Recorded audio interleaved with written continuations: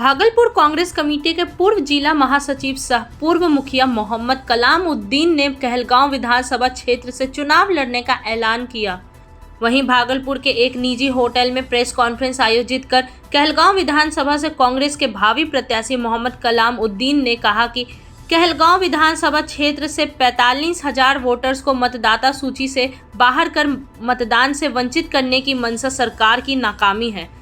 जहां चुनाव आयोग ने भाजपा सरकार के इशारे पर भागलपुर जिले से मतदाता पुनरीक्षण में 2,40,000 गरीब पिछड़े मतदाता को मतदाता सूची से बाहर कर वोट के अधिकार से वंचित करने का अलोकतांत्रिक कदम उठाया है। इसके पीछे भाजपा सरकार द्वारा एनआरसी लागू करने की साजिश की जा रही है, जिसको लेकर कांग्रेस एक बड़ा आंदोलन करने की तैयारी कर रही है। वहीं बिहार बाल श्रमिक आयोग के पूर्व अध्यक्ष डॉक्टर चक्रपाणी हिमांशु जहां भाजपा की केंद्र सरकार पर जमकर निशाना साधा, वहीं मतदाता पुनरीक्षण को लेकर उन्होंने कहा कि चुनाव आयोग भाजपा के इशारे पर तोता और एजेंट की तरह काम कर रही है। केंद्र सरकार बेरोजगारी, महंगाई और विकास के मुद्दों पर बात नहीं कर वोट चोरी करने में जुटे हुए हैं। मैं कहलगांव विधानसभा से चुनाव लड़ने की तैयारी में हूं। पूरा मैं तैयारी कर रहा हूं और मैं रजिस्ट्रेशन भी करा दिया हूं कांग्रेस पार्टी से। मेरा नाम मोहम्मद कलाम उद्दीन हुआ। मैं कांग्रेस पार्टी में महासचिव भी था, प्रखंड अध्यक्ष भी था, मैं पूर्व मुखिया भी रह चुका हूं। चुनाव आयोग जो है वो वोटों की चोरी कर रही है और वो किनके इशारे पर कर रही है ये भली भांति हम लोग जानते हैं।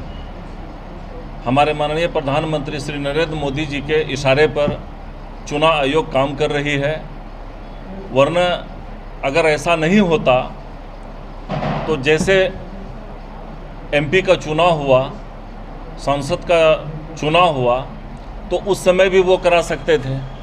लेकिन आज विधानसभा का चुनाव है और इस बीच में वो कराना चाह रहे हैं, तो इसका मतलब है साफ साफ ये मतलब है कि वो लोगों को अभी हम लोगों के बिहार में बारिश के वजह से बाढ़ आई है, उसमें त्राहिमाम मचा हुआ है।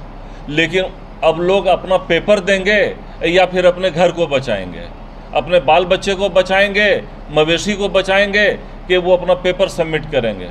अभी कहलगांव विधानसभा की बात अगर मैं करूं तो वहां पर लगभग 40,000 से ज़्यादा लोगों का नाम कट गया है।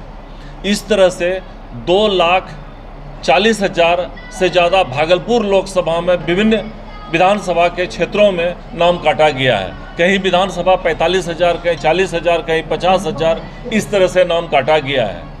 जो पूरे बिहार की यही स्थिति है। छुपे रुस्तम होकर के पिछले दरवाजे से आकर के ये एनआरसी लागू किया जा रहा है। एनआरसी लागू करने का एक बहाना है, यही एक मकसद है।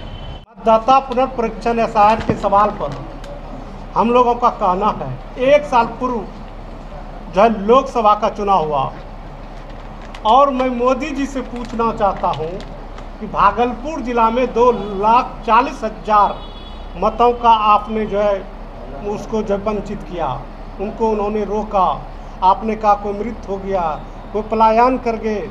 मैं पूछना चाहता हूं 10 साल से आपकी सरकार, जो केंद्र की बैठी सरकार थी, क्या उनके पदाधिकारी क्या कर रहे थे? 1 साल पहले जो लोकसभा में चुनाव हुआ, प्रत्येक 6 माह में मतदाता पुनर्परीक्षण का कार्य होता है। पुनः 2 महीनों पूर्व मतदाता सूची का फाइनल प्रकाशन हो गया था। क्या वो सूची गलत था? जब मोदी जी कहते हैं कि सूची ये बनाओ, तब वो सूची क्या सही होता है? इससे साफ जगजाहिर हो गया है ये चुनाव आयोग केंद्र सरकार और मोदी जी का जो है तोता बन करके, ये एजेंट बन करके ये काम कर रही है। इसकी जितनी भी निंदा की जाए वह कम है।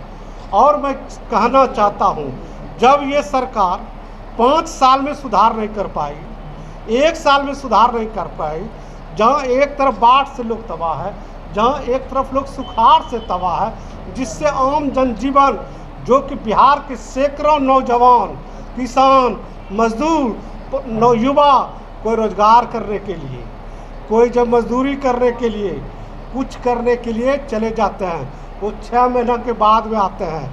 क्या उनको टिकट का रिजर्वेशन मिलेगा? क्या उनको आने जाने का फैसिलिटी मिलेगा? कुछ नहीं हुआ, केवल ये ढाक का 3 पात बन करके ये इनका मतदाता पुनरीक्षण जो कार्य है, मोदी जी का जो भी कार्यक्रम हुआ है, जो भी वो लागू किए हैं, सारा चीज़ एकदम इनका झूठा साबित हुआ है। चाहे आप लोग जानते होंगे, मोदी जी कहा करते थे मैं सबके खाते में 15 लाख रुपया दूंगा। दिया क्या? उन्होंने कहा मैं 2 करोड़ लोगों को नौकरी दूंगा। उन्होंने नौकरी दिया क्या? उन्होंने कहा मैं पलायन को रोकूंगा। उन्होंने रोका क्या? उन्होंने खाद बीज का दाम सस्ता करने का उन्होंने वादा किया था। वो किया क्या? उन्होंने कुछ नहीं किया। दिल्ली में हमारे सैकड़ों किसान शहीद हो गए, उस पर मोदी जी देखने नहीं गए। देश में आज़ादी के बाद पहली बार देश के 4 सुप्रीम कोर्ट के न्यायाधीश ने कहा देश का संविधान खतरे में है। जज लोआ की हत्या होती है। देश के अर्थशास्त्री कहते हैं देश आर्थिक संकट से गुजर रहा है। और अभी तक जो सरकार लंबी फेंकती है, वो सरकार पुलवामा हमला का जांच नहीं कर पाया और पुलवामा हमला हो चुका। युद्ध हुआ ही नहीं, युद्ध विराम हो गया। फिलहाल के लिए इतना ही। ऐसे ही तमाम खबरों के लिए जुड़े रहे सुदर्शन बिहार से।